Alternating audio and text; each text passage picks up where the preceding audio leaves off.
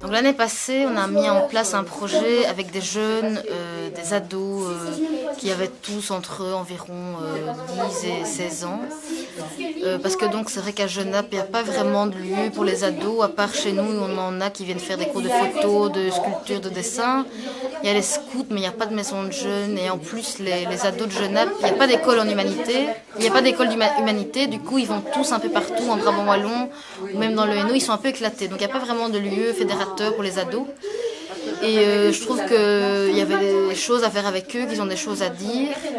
Et donc pendant 2 semaines, ils ont à la fois exploré techniquement la photo, l'art urbain, et ils ont aussi photographié, fait des portraits d'habitants, d'anciens travailleurs de Genappe.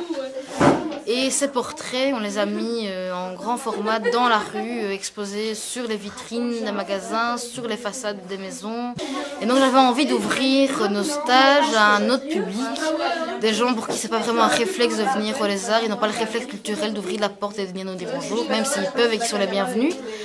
Donc moi je suis venue taper à la porte de l'AMO, qui est donc une association d'aide pour les jeunes, ils les accompagnent dans les aides aux devoirs, ils interviennent dans les familles s'il y a des petits problèmes.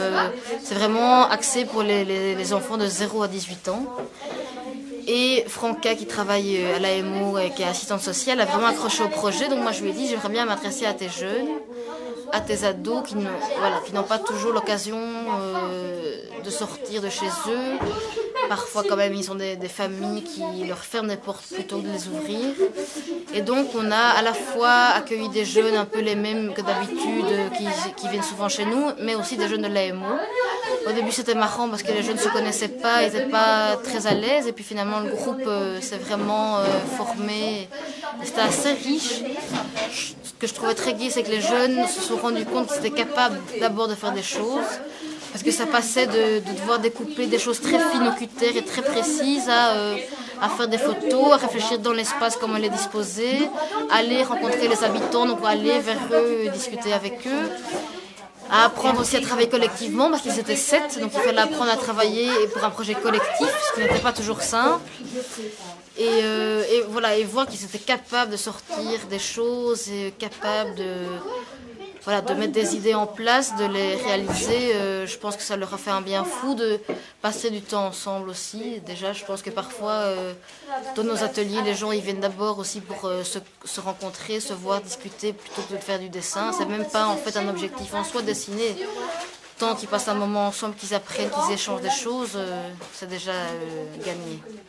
Et vraiment, l'idée, c'est que c'est un endroit pour eux où ils peuvent se lâcher, dire ce qu'ils veulent, exprimer leurs peurs, leurs joies, leurs doutes, leurs amours, leurs déceptions, et en utilisant l'art plastique comme moyen pour exprimer ça. Parce que le dire pour le dire, c'est pas simple.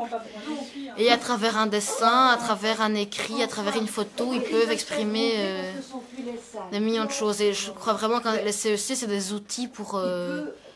Vraiment, c'est ça. D'ailleurs, ça s'appelle des centres d'expression de créativité, parce que c'est vraiment des outils, je pense, pour s'exprimer et dire ce qu'on a au fond de nous. Et voilà, c'est quand même un âge, quand on est ado, qui n'est pas simple. Ils n'ont pas toujours des parcours de vie faciles non plus, des familles...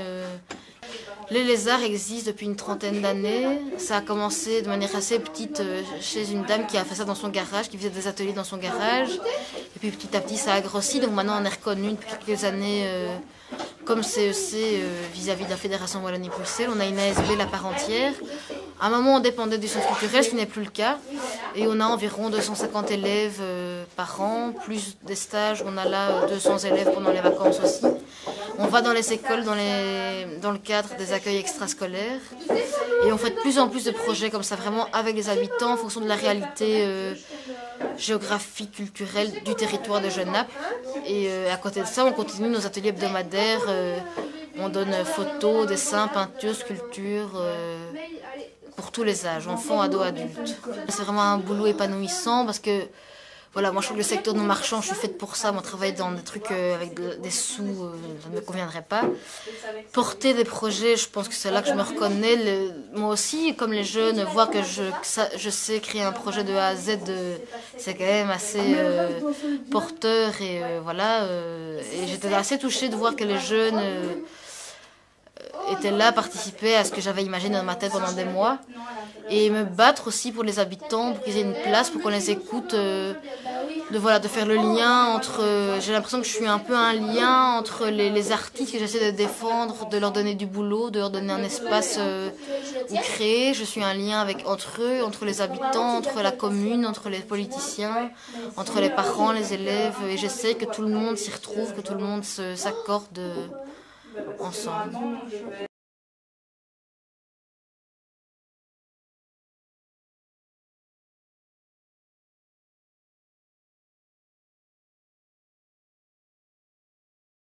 Je viens au Lézard pour faire des stages ou faire des cours. J'ai fait un cours de plasticine pendant 3 ans au Lézard.